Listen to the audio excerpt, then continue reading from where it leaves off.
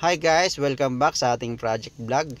So i-update natin ang ating ginagawa dito sa Muntinlupa na glass railing with wood handrail.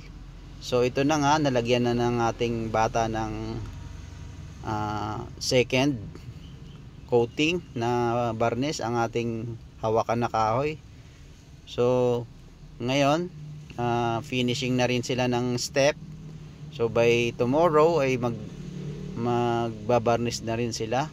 So ito na nga, from third floor bumababa tayo papuntang second floor. So yan ang lugar dito sa Muntinlupa. So shout out natin nga pala ang ating kliyente na nasa Singapore, si Sir Rolando Capistrano. Thank you boss sa inyong tiwala. Kahit sa online lang po kayo nagpagawa sa amin, ay nagtiwala po kayo.